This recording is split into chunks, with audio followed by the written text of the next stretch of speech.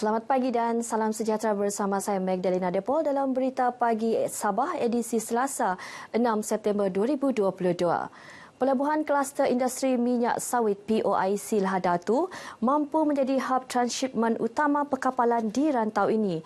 Ketua Menteri Datuk Seri Panglima Haji Jin Noor berkata, kedudukan strategiknya memberi kelebihan dalam aspek pengendalian kargo pukal dengan pemprosesan dilakukan di POIC sebelum dieksport ke negara maju seperti China, Jepun, Korea, Taiwan dan Hong Kong. Pelabuhan POIC Lahad Datu merupakan antara pelabuhan dengan kemudahan komprehensif terbaik di rantau ini yang mempunyai kedalaman semula jadi sehingga 20 meter setanding pelabuhan terbaik dunia seperti Pelabuhan Rotterdam di Eropah. Justru pelabuhan terbabit diyakini membantu menjayakan sektor perindustrian negeri yang merupakan antara 3 sektor utama Pelan Pembangunan Hala 7 Sabah Maju Jaya SMJ. Demikian ucapan Ketua Menteri sempena pelancaran pelabuhan POIC Lahad Datu dan pengoperasian fasiliti tangki pukal di pelabuhan POIC Lahad Datu. Sementara itu, Datuk Haji Ji memaklumkan kerajaan negeri menyokong beberapa cadangan dan inisiatif baharu memacu perkembangan serta meningkatkan keupayaan POIC dalam merancangkan lagi aktiviti perindustrian di wilayah Pantai Timur. 5 inisiatif berkenaan, pewujudan zon bebas di Taman Perindustrian Lahad Datu, mewujudkan pusat pengumpulan satelit biojisim, lapangan terbang antarabangsa di Lahad Datu, menubuhkan Akademi Maritim dan pembinaan pusat rawatan kesihatan di kawasan tanah komersil di POIC Lahad Datu. Sementara itu, bagi melonjakkan lagi pelabuhan dalam sektor pembuatan, POIC mengemukakan cadangan untuk mewujudkan kawasan zon bebas seluas 405 hektar di Taman Perindustrian POIC Lahad Datu. Kertas kerja dan dokumen berkaitan telah dikemukakan kepada pihak bertanggungjawab untuk pertimbangan. Pengerusi Lembaga Pengarah POIC Datuk Seri Panglima Yong Teck Lee berharap permohonan tersebut diluluskan agar zon bebas itu dapat menarik lebih banyak pelaburan dan mencipta peluang pekerjaan sekaligus membantu meningkatkan keluaran dalam negara kasar KDNK Sabah. Beliau berucap demikian dalam majlis pelancaran rasmi pelabuhan POIC Lahad Datu dan pengoperasian fasiliti tangki pukal POIC di Terminal Kontena POIC Lahad Datu.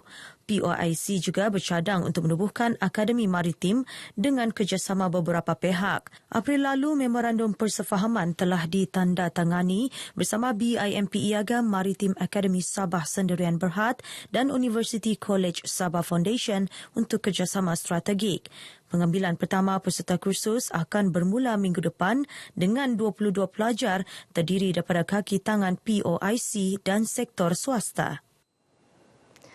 Perkembangan semasa COVID-19, 159 jangkitan baharu direkodkan semalam berbanding 167 kes Ahad lalu. Penyusutan 8 kes berpunca daripada jumlah sampel ujian yang berkurangan. Berdasarkan kenyataan Menteri Kerajaan Tempatan dan Perumahan, Datuk Seri Panglima Masidi Manjun, jumlah sampel ujian ialah 1,658 kes dengan kadar positiviti 9.65%. 5 daerah merekodkan kes 2 angka termasuk Ranau dan Tawau yang sebelum ini hanya mencatat 1 angka. Ranau kembali ke zon merah setelah merekodkan 10 kes. 9 daerah tidak mencatat sebarang jangkitan baharu. Manakala Beaufort, Kuala Penyu dan Sipitang juga kembali bersih daripada jangkitan baharu.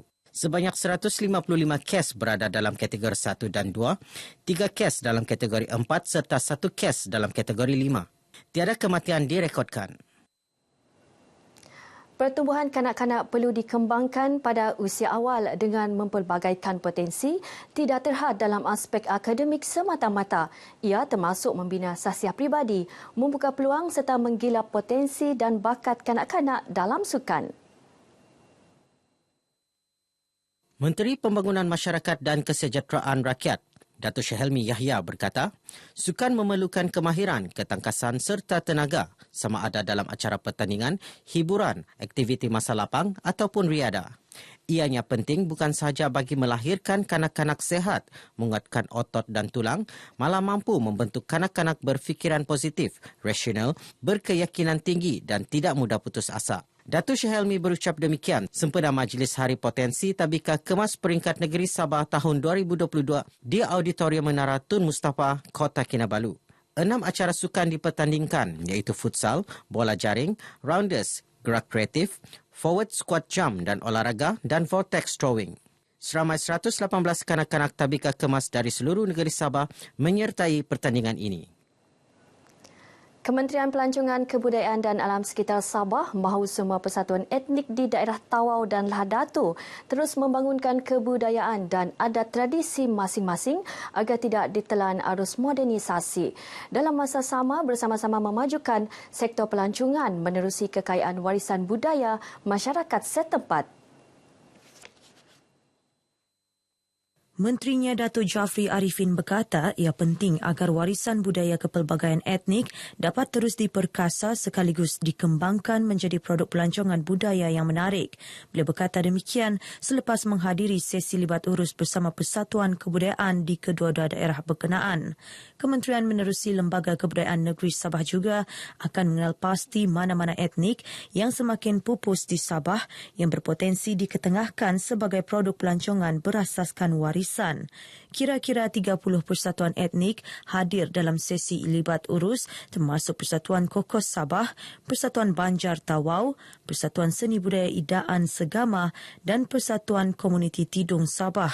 Turut dibincangkan inisiatif memperkasa produk pelancongan menerusi kebudayaan, penganjuran Hari Etnik Peringkat Negeri Sabah serta pembinaan Dewan Budaya dan Galeri di daerah Lahad Datu. Ia bagi mengekalkan kesenian tradisi, budaya dan warisan sekaligus memberi impak kepada ekonomi masyarakat setempat. Langkah kerajaan membekalkan peranti tablet kepada pelajar B40 di Institut Pengajian Tinggi IPT menerusi pakej peranti siswa keluarga Malaysia menerima pelbagai reaksi orang ramai. Berbanding inisiatif peranti siswa yang diberikan secara konsep guna pakai KGP sebelum ini, mahasiswa kini tidak perlu lagi memulangkan tablet selepas tamat pengajian. Ketika ditemui RTM di Ibu Negeri, orang ramai menyokong penuh pakej tersebut bagi meringankan beban ibu bapa selain memberi motivasi kepada pelajar untuk menjalani pembelajaran dengan lebih komited. Ia menggalakkanlah anak-anak kami untuk terus cemerlang, belajar bagus-bagus dan yang paling penting dapat meringankanlah beban ibu dan ayah untuk mendapatkan peranti. Sekurang-kurangnya perkara ini dapat bukan sahaja meringankan beban ibu bapa tetapi juga memberi peluang kepada golongan B40 untuk turut serta kata orang tidak jauh ketinggalan daripada golongan yang lain dalam mendapatkan pendidikan yang menggunakan IT sekarang. Usaha oleh pihak kerajaan ini sangat-sangatlah baik, terutama untuk menggalakkan para pelajar untuk mencapai GPA yang lebih bagus, dan lebih berusaha sebab daripada pinjaman kepada peranti di mana pinjaman itu tidak perlu dibayar jika mendapat pencapaian kelulusan dengan GPA yang sangat baik. So, benda tu akan membantu dari segi pelajaran, dari segi motivasi. Saya tidak perlu fikir lagi pasal kewangan untuk mendapatkan peranti itulah.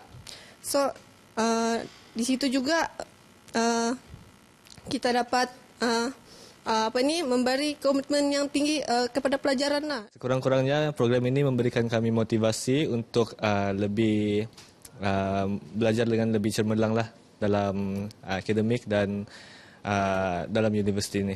Dulu tidak berpeluang untuk mendapatkan inisiatif macam ini.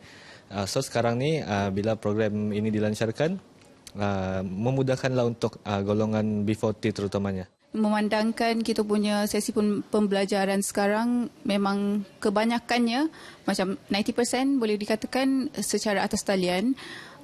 Jadi dengan inisiatif yang diberikan oleh kerajaan memang amat membantulah kepada para pelajar, lebih-lebih lagi kepada golongan B40 lah. Fasa pertama permohonan secara dalam talian sejak 15 April hingga 15 Mei lalu, kira-kira 100,000 permohonan diterima. Seramai 1,800 atlet olahraga berentap dalam kejohanan Majlis Sukan Sekolah-Sekolah MSS Sabah kali ke-54 2022 di Stadium Likas Kota Kinabalu. Sebanyak 89 acara dipertandingkan melibatkan 3 kategori iaitu kategori 18 tahun ke bawah, 15 tahun ke bawah dan 12 tahun ke bawah. Setakat ini yang kita menyenang hati kita iaitu cuaca memihak kepada kita, semua acara berjalan dengan lancar dan harapan kita supaya kita banyak lagi memecah rekod. Setakat ini ada beberapa rekod telah dicipta, terutama sekali 100 meter yang telah dipecah oleh peserta dari bersendakan, memecah rekod peringkat negeri Sabah. Bunsu ditemui pemberita RTM dalam Majlis Sukan Sekolah-Sekolah Sabah kali ke-54 2022 di Stadium Likas Kota Kinabalu. Menurutnya, selepas kejohanan ini berakhir, atlet-atlet yang akan mewakili Sabah akan dikumpulkan di Kota Kinabalu untuk meneruskan latihan bagi persediaan ke kejohanan Majlis Sukan Sekolah-Sekolah Malaysia MSSM yang akan berlangsung 20 hingga 24 September ini di Kuala Lumpur. Kontingen Sabah menyasarkan untuk menghantar 60 atlet ke kejohanan tersebut. Sementara itu, atlet lelaki kategori 18 tahun ke bawah yang berjaya memecahkan rekod acara 100 meter berasa gembira dan bertekad untuk melakukan yang terbaik dalam kejohanan MSSM nanti.